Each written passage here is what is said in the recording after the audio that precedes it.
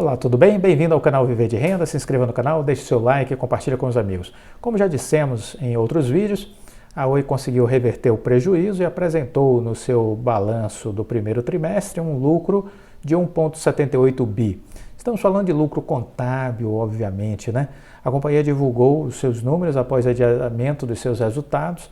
O atraso havia ocorrido por conta da finalização das operações de venda da Oi Imóvel, também de parte da Vital.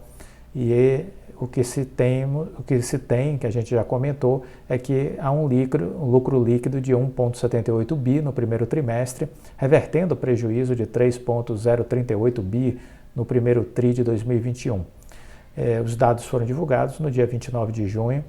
Nessa reunião, o presidente Rodrigo Abreu deixou muito claro que a partir de agora a companhia vai observar o cronograma já estabelecido de apresentação do segundo trimestre, terceiro e quarto sem atraso. Essa é uma boa notícia. Acabaram-se os atrasos na divulgação dos resultados, os adiamentos, palavras do CEO da empresa, Rodrigo Abreu. É muito bom, porque dá mais previsibilidade para o mercado acompanhar a Oi.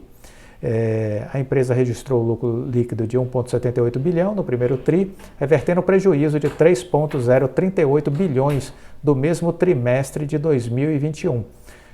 A companhia atribui o lucro ao resultado financeiro líquido positivo de 1,87 bilhão em uma despesa de imposto de renda e contribuição social, no valor de 363 milhões. O lucro antes juros, impostos e depreciação de amortização, EBITDA, de rotina cresceu 9,9% no primeiro TRI, totalizando 1,25 bilhão. A receita líquida operacional no primeiro TRI de 2022 foi de 4,41 bilhões, praticamente em linha com os 4,45 bilhões de um ano antes. A margem EBITDA de rotina atingiu 28,4% nos 3 primeiros meses do ano, alta de 2,8% frente à margem registrada no primeiro trimestre de 2021. Os custos e despesas operacionais, o OPEX, consolidados de rotina, incluídos as operações, totalizaram 3,16 bilhão, uma diminuição de 4,6% em relação ao primeiro TRI de 21. Os investimentos totalizaram 363 milhões entre janeiro e março, uma redução nos investimentos de 80,5% na comparação com o valor investido na mesma etapa do ano passado.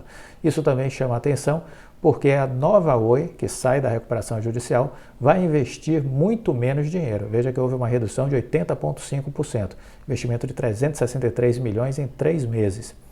Isso tem a ver com um pouco de gestão de fluxo de caixa, que a empresa pisou no freio no primeiro trimestre, por conta da falta de previsibilidade da liberação do dinheiro da venda da Oi Imóvel, porque aguardava ainda a aprovação do CAD, o mesmo valendo para a Anatel com relação à Vital. Então a empresa pisou no freio, mas o presidente da Oi, Rodrigo Abreu, deixou claro de que essa é a nova realidade, investimentos baixos que a Oi vai fazer daqui para frente. E por que esses investimentos serão baixos? Porque agora os investimentos ficarão por conta da Vital. É a Vital que vai carregar a mão dos investimentos. A previsão são aí 30 bilhões até 2025, então estamos falando aí de um montante aí acima de 7 bilhões por ano, né?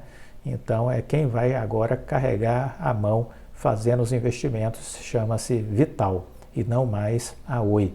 Então é isso que a gente precisa entender, certo?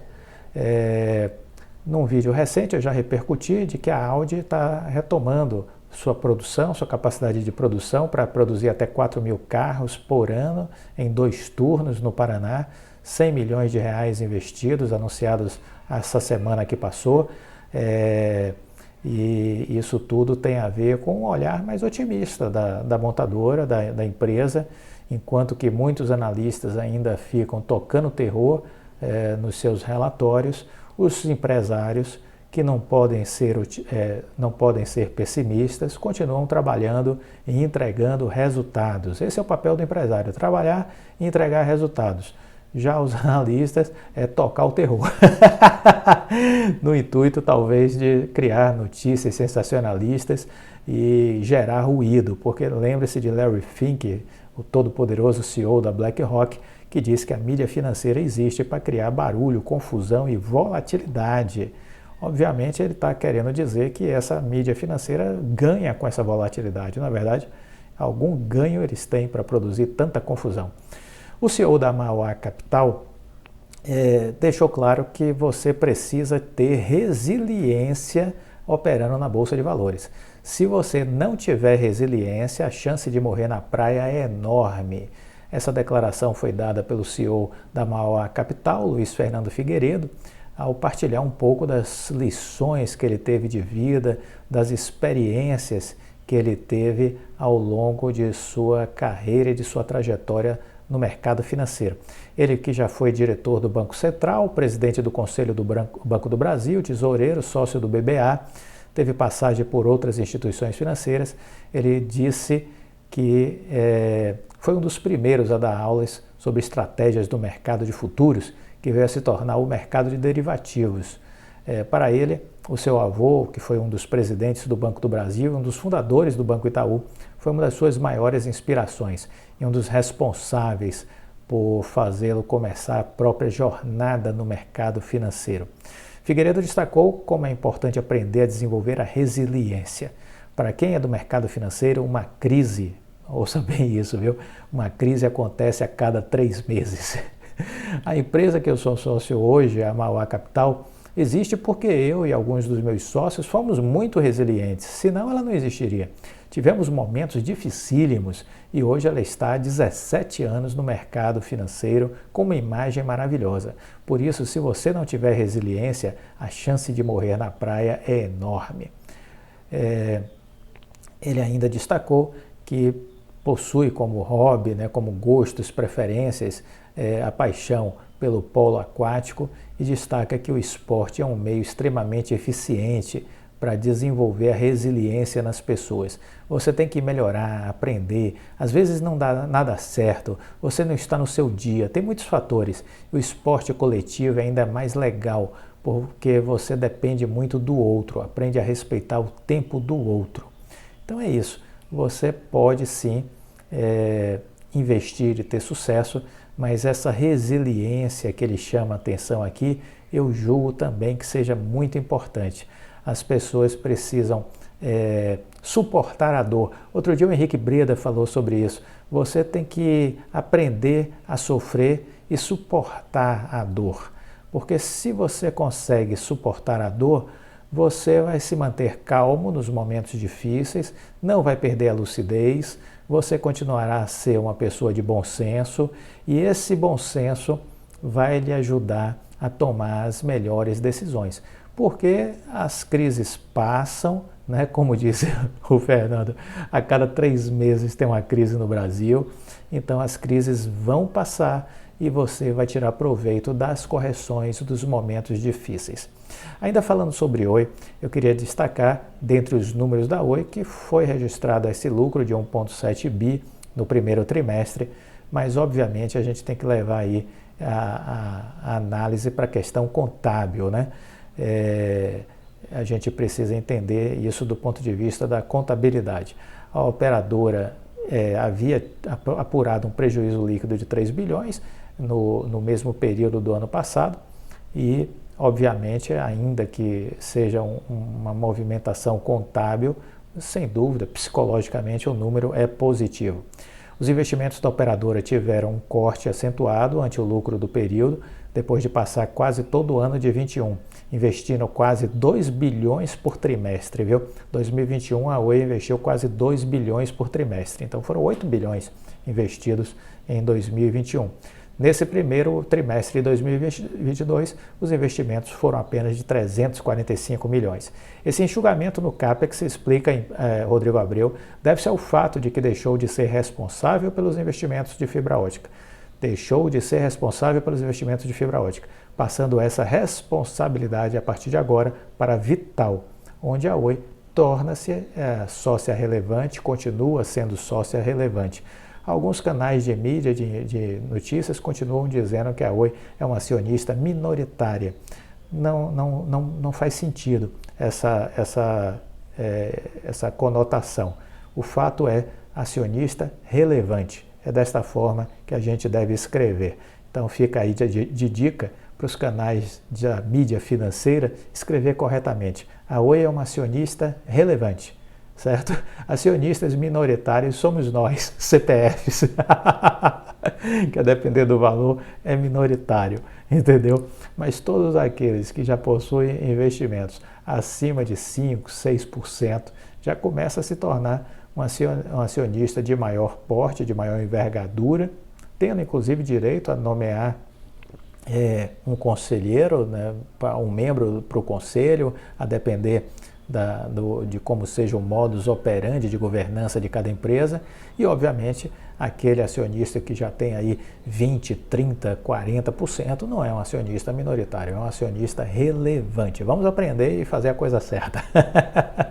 Durante o período, a continuidade dos investimentos no desenvolvimento da estrutura foi garantida pela antecipação para futuro aumento de capital, um instrumento chamado AFAC, né, que foi realizada pelo novo controlador na Vital, afirmou a Oi no comunicado.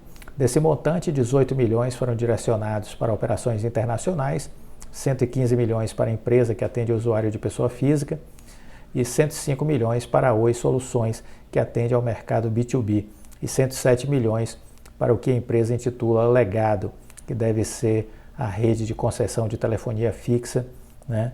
E aí a parte ainda de internet de cobre aí que está relacionado a esse universo. O EBITDA, fluxo de caixa consolidado de rotina, totalizou 1,2 bi no trimestre, apresentando redução de 22,3% em relação ao quarto TRI de 21 e uma melhora de 9,9% na comparação do primeiro TRI de 21. A margem EBITDA de rotina foi de 27,8%, pelos números divulgados pela empresa. Mas esse balanço, eu quero apenas aqui deixar mais uma vez essa mensagem, esse balanço não nos interessa, né? O que a gente precisa estar atento é o balanço do segundo trimestre, porque já vai haver aí uma descontinuidade de algumas operações, entrada de caixa, pagamento de credores efetivados, e o que realmente nos interessa é o terceiro TRI. No terceiro trimestre, a gente aí sim vai ter um balanço limpo, e é isso que realmente vai nos importar, esse balanço limpo do terceiro trimestre, certo? O BTG Pactual, vamos aqui falar um pouquinho dele, foi considerado pelo Itaú BBA a principal escolha para este ano como ação a ser referência para investimento no setor financeiro. Os analistas do Itaú veem um potencial de upside acima de 70% no preço do papel para o ano de 2022. O Itaú BBA divulgou um relatório no dia 22, definiu o BTG Pactual como a principal escolha do banco de investimentos dentro do setor financeiro para o ano de 2022. De acordo com a análise, a queda de mais de 15% nas ações do banco durante esse mês, reflexo do mau humor dos mercados e das expectativas de que o segundo trimestre não acompanhe os resultados do primeiro, oferece um excelente ponto de entrada para os investidores, viu? Então, nas correções, oportunidades. Nas correções, oportunidades. As melhores, nas correções. Segundo os analistas, espaço para um upside aí acima de 65% no ano de 2022, tendo em vista as expectativas de resultados cada vez melhores para a empresa na comparação com 2021. Para relembrar, no primeiro TRI, o BTG entregou recordes de receita e lucro. A receita líquida foi de 4,4 bilhões, um aumento de 56% na comparação anual e de quase 26% na comparação com o quarto trimestre de 21. O lucro líquido ajustado foi de 2,1 bilhões, avanço de 72% em relação ao mesmo período do ano anterior. Segundo os analistas Pedro Leduc, Matheus Rafaeli e William Barranjar, a expectativa para o segundo trimestre é que o BTG continue em trajetória de crescimento e que isso vai acalmar o mercado em relação ao medo de que o primeiro TRI tivesse sido apenas um ponto fora da curva. Não será, segundo os analistas do Itaú. De acordo com o relatório, espera-se que o BTG tenha um lucro líquido de aproximadamente 2 bilhões, o que vai representar um aumento de 18% na comparação anual. Para chegar a esse patamar, os executivos estimam um aumento de receita em todas as verticais do banco. Investment Banking deve ressurgir com uma receita de 400 milhões, o Corporate Bank deve apresentar algo em torno de 850 milhões, crescimento de 30%, na comparação anual. O Asset Management deve crescer 27% para 340 milhões. E, por fim, a receita para Sales e Trading de 1,2 bilhão. Pode ser, inclusive achamos que isso pode se provar conservador. A nossa conclusão é de que a volatilidade do mercado durante o trimestre pode ter favorecido o banco mais uma vez.